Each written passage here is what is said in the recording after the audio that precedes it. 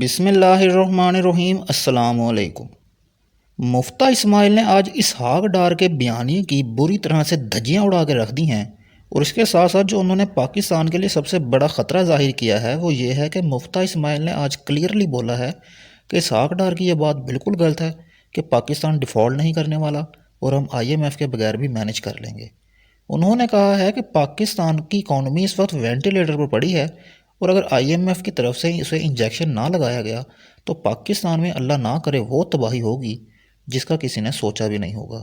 اور مفتہ اسماعیل نے کہا کہ ایک تو پاکستان کے پاس صرف 1 ماہ کے امپورٹ کے پیسے رہ گئے ہیں، اور 1 مہینے کے بعد آپ باقی چیزیں تو چھوڑیں، ہم کھانے پینے کی چیزیں بھی نہیں منگوا سکتے۔ اور دوسرا انہوں نے کہا کہ یہ بات بالکل غلط ہے کہ اگر IMF ہمیں پیسے نہیں دیتا تو ہم سعودی عرب یا چائنا سے پیسے لے لیں گے۔ انہوں نے کہا ہے کہ کسی نے آپ کو 1 روپیہ بھی نہیں دینا۔ اگر IMF پیسے نہیں دیتا تو دنیا کا کوئی بھی ادارہ آپ کو پیسے دینے پر راضی نہیں ہوتا، اور سعودی عرب ہمیں بینکوں کے اندر رکھنے کے لیے پیسے تو دے سکتا ہے پر ان پیسوں کو استعمال کرنے کے لیے بالکل بھی نہیں دے گا۔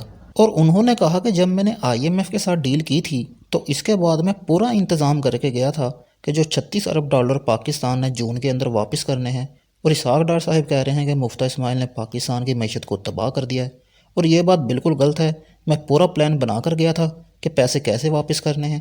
اور ویسے بھی مفتہ اسماعیل کے بارے میں ایک بات تو بہت مشہور ہے کہ 2018 میں جنرل باجوہ سے ایک بار انہوں نے کہا تھا کہ آپ دعا کریں کہ اگلی بار ہماری حکومت نہ آئے۔ تو جنرل باجوہ نے پوچھا وہ کیوں؟ تو مفتہ اسماعیل نے جنرل باجوہ کو بتایا کہ جو پاکستان کی معیشت کا حال اسحاق ڈار کر کے گیا ہے، جس کی بھی حکومت آئے گی اس کو 3 سال لگ جائیں گے اپنے پاؤں پہ کھڑے ہونے میں، کیونکہ اسحاق ڈار صاحب نے جو پاکستان کی معیشت کے اندر مائنز بچھائی ہیں اسے کنٹرول کرنا ہمارے بس کی تو بات نہیں ہے۔ اور یہ بات تو مفتہ اسماعیل کی ویسے بھی بالکل سچ ثابت ہوئی ہے، کیونکہ عمران خان کی حکومت کے اندر ان کو کھڑے ہونے میں 3 سال سے زیادہ کا عرصہ لگ گیا تھا، اور جب وقت آیا ڈیلیور کرنے کا تو ان سے حکومت لے کر پھر ان چوروں کے ہاتھ میں دے دی گئی۔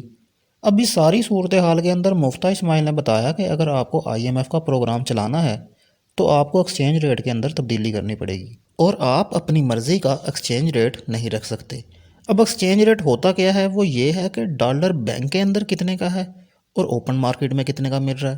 اب آپ دیکھیں، انٹر بینک میں جو اس وقت ڈالر کا ریٹ ہے وہ ہے 224 روپے کا، اور اوپن مارکیٹ میں 250 روپے تک مل رہا ہے۔ اب ڈالر کی اگر دیکھا جائے تو پاکستانی معیشت کے حساب سے ڈالر کی جو اصل قیمت بنتی ہے وہ 250 روپے ہی بنتی ہے، اور جو بینک کے اندر ڈالر کو 224 روپے کا رکھا ہوا ہے وہ ایک مصنوعی ریٹ ہے، اور اس کو زبردستی 224 تک روکا گیا ہے۔ اب آپ ایک کام کریں، آپ بینک میں جائیں اور جا کر 224 روپے کا ڈالر مانگیں۔ بینک والے کبھی بھی آپ کو 224 روپے میں ڈالر نہیں دیں گے، کیونکہ ڈالر کی اصل قیمت 250 روپے ہے، اور بینک والے کبھی بھی 25 روپے کا نقصان نہیں کریں گے۔ اسحاق ڈار صاحب نے صرف اپنی ضد اور اپنی انا کی وجہ سے ڈالر کو 224 روپے پر مصنوعی طریقے سے روک کے رکھا ہوا ہے۔ ان کی ضد ہے کہ میں ڈالر کو 200 سے نیچے لے کر آؤں گا۔ اب اس سب کے اندر پاکستان کو کیا نقصان ہے اگر ڈالر کو مصنوعی طریقے سے 224 روپے پر روک دیا جائے؟ تو اس کا نقصان یہ ہے کہ آپ فرض کریں آپ کا کوئی بہن یا بھائی ملک سے باہر ہو اور وہ آپ کو ڈالر بھیجے، تو اگر وہ بینک سے آپ کو ڈالر بھیجے گا تو اس کو ریٹ ملے گا 224 روپے، کیونکہ انٹر بینک میں 224 روپے کا ڈالر ہے، اور اگر وہی ڈالر آپ کو حوالہ ہنڈی کے ذریعے بھیجے تو آپ کو 250 روپے ملیں گے ایک ڈالر کے بدلے۔